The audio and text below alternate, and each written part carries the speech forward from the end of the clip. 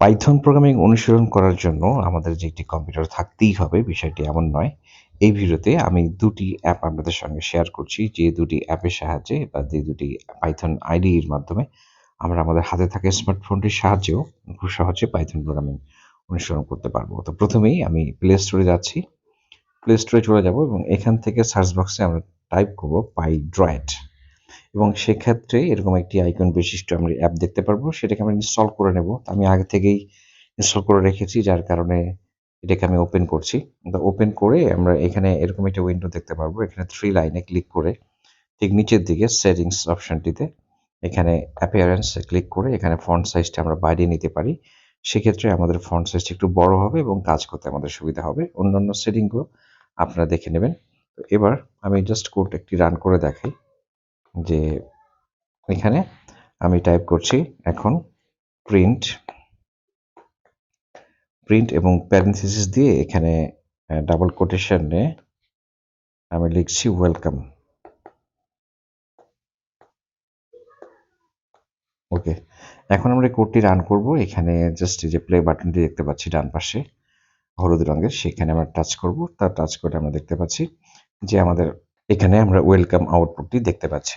যদি আমরা সেভ করতে চাই তাহলে এখানে যে ফোল্ডারের মতো আইকনটি দেখা যাচ্ছে সেখানে আমরা ক্লিক করব, ফাইল টুলস এখানে ক্লিক করে সেভ। আমাদের স্মার্টফোনের কোনো একটি লোকেশন এখানে দেখিয়ে দেবো, সাপোজ ইন্টারনাল স্টোরেজ, এবং আমি এখান থেকে ডাউনলোড অপশনে এবং এখান থেকে এখানে সেভ অপশনে ক্লিক করছি। তো এখানে new file dot P Y নামে ফাইলটি সেভ হয়ে গেছে এবং এটাকে যদি আমরা পরবর্তীতে ব্যবহার করতে চাই সেক্ষেত্রে আমরা এখানে আবার ক্লিক করে ওপেন করে ব্যবহার করতে পারবো। আমি এটাকে জাস্ট ক্লোজ করে দিলাম। এবার আরও একটি আইডির সঙ্গে আমরা পরিচিত হব পাইথন কম্পাইল করার জন্য। তো এখানে প্লে স্টোরে চলে যাব, আসার পর এখানে সার্চ বক্সে টাইপ করব কোডিং পাইথন। তো কোডিং পাইথন এখানে সার্চ করার পরে আমরা ঠিক এরকম একটি আইকন দেখতে পারবো। এটি হচ্ছে আমার কোডিং পাইথন। তো এটাকে জাস্ট আমি ওপেন করছি, আপনারা ডাউনলোড করে নেবেন। এখানে আমাদের মেনুতে দেখা যাচ্ছে যে কিছু হ্যালো ওয়ার্ল্ড একটি প্রোগ্রাম দেখা যাচ্ছে, সেটা আমরা ক্লিক করছি, সেটা আমি এখানে দেখছি। তো এখানে আসার পরে এখানে একটা প্রোগ্রাম দেখা যাচ্ছে।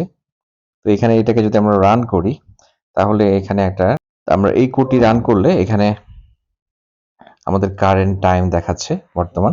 এখানে এটাকে ক্লিয়ার করে দিচ্ছি এবং ক্লিয়ার করে দিলে এখানে নতুন করে কোড লেখার একটা অপশন চলে আসবে। তো সাপোজ আমি এখানে একটা কোড লিখে রান করে দেখাচ্ছি, যেমন PR। তো এখানে কিছু সুবিধা রয়েছে, যেমন যদি আমরা এখানে কোড লিখি, কিওয়ার্ডগুলো লিখি, তাহলে অটোমেটিক ফাংশনগুলো জেনারেট হচ্ছে। সেগুলো আমরা চাইলে এখানে ক্লিক করে বা এখানে প্রেস করে খুব সহজেই আমাদের সময়কে সাশ্রয় করতে পারি। তো এবার আমি এখানে ঠিক সিমিলারলি একই ওয়ার্ড লিখছি প্রিন্ট ফাংশনের মধ্যে। তো এখন আমি এটাকে ক্লোজ করে দিচ্ছি এবং এখানে যদি রান করি তাহলে লক্ষ্য করুন যে আমাদের এখানে আউটপুটটি আমরা পেয়ে গেছি।